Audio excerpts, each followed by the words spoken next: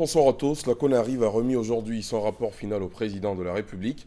Une année après sa création, la Commission nationale pour la réconciliation et l'indemnisation des victimes a aussi remis au chef de l'État le fichier unique consolidé des victimes. La Commission a validé plus de 300 000 dossiers sur près de 900 000 recensés. Ce fichier consolidé est le résultat d'un travail méthodique qui a pris en compte la vérification documentaire, la vérification par appel téléphonique et l'enquête de terrain. D'autres précisions à suivre dans la grande édition. La 58e réunion sur le développement du tourisme s'est ouverte ce mardi au Sofitel Abidjan, Hôtel Ivoire. La cérémonie a eu lieu en présence du Premier ministre, du secrétaire général de l'Organisation mondiale du tourisme, OMT, de 28 ministres africains et des experts. C'est le début de 72 heures de réflexion sur les nouveaux axes de consommation et de production durable dans le tourisme.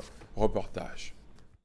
Grand Bassam doit être plus fort, plus résolu face aux forces de l'ombre qui l'ont attaqué. Ces paroles, Taleb Rifai, le secrétaire général de l'Organisation mondiale du tourisme, les a dites ce mardi à l'ouverture de la 58e réunion de la Commission de l'Organisation mondiale du tourisme pour l'Afrique.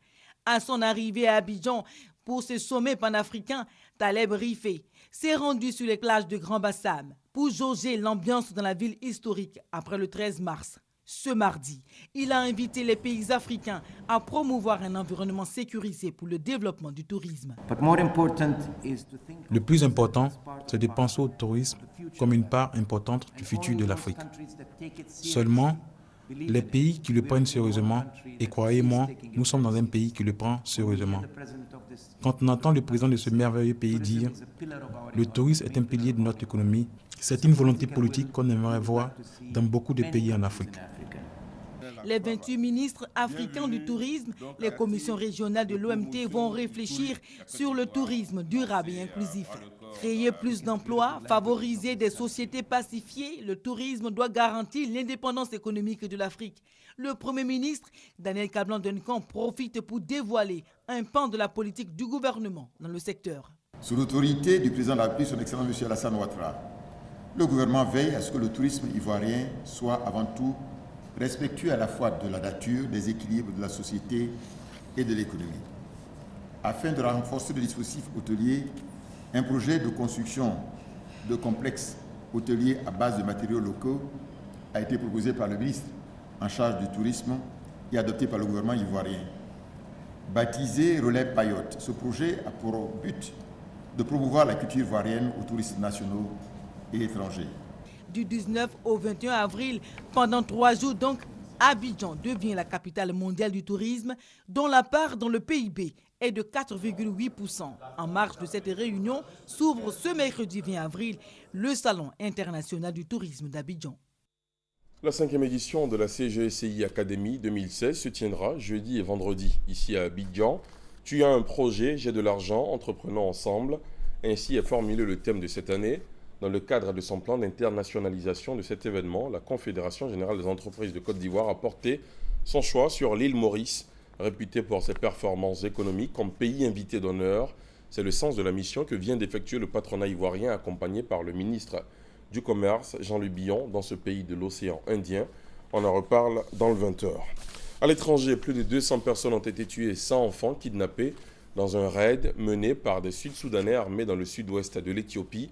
Information confirmée par le Premier ministre éthiopien, Haïlé Mariam Desalegn, a aussi indiqué que les forces éthiopiennes sont en train de prendre des mesures contre les assaillants pour libérer les enfants enlevés sans condition. L'attaque a eu lieu vendredi à proximité de la ville de Gambela, située à 50 km de la frontière sud-soudanaise. L'ONU a enregistré au moins 345 cas de torture et mauvais traitements depuis le début de l'année 2016 au Burundi. Les Nations Unies dénoncent le recours généralisé à ces pratiques par les forces de sécurité gouvernementales agissant en totale impunité. D'après le Haut-Commissariat de l'ONU aux droits de l'homme, Zeid Ra'ad al-Hussein, ces tortures ont lieu dans les locaux du Service national du renseignement, SNR, de la police et dans une moindre mesure de l'armée pendant l'arrestation et la détention. Au Brésil, la présidente Dilma Rousseff jure qu'elle ne se laissera pas abattre, dénonçant une profonde injustice. Révoltée par le vote des députés en faveur de sa destitution dimanche soir, la femme forte du Brésil annonce qu'elle se battrait contre cette profonde injustice lors de la deuxième manche au Sénat. Un vote à la majorité simple des sénateurs, 41 sur 81, prévue en mai suffirait à prononcer sa mise en accusation pour crime de responsabilité et à l'écarter définitivement du pouvoir pendant au maximum 6 mois en attendant le jugement final. On termine avec l'ouverture ce mardi de la 9e édition du Festival des musiques urbaines d'Anoumabo. Le FEMUA a ouvert ses portes à Marcory Anoumabo au sud d'Abidjan en présence du président Henri Konan Bédié, parrain de la présente édition qui va rassembler des artistes venus d'horizons divers pour égayer les mélomanes ivoiriens durant 6 jours. La cérémonie d'ouverture a été suivie de la pose de la première pierre de l'école primaire publique EPP, Magic System de Séguéla, à 592 km dans le centre-ouest du pays. Et c'est ici que prend fin ce flash. Merci de l'avoir suivi. L'info revient à 20h. À tout à l'heure.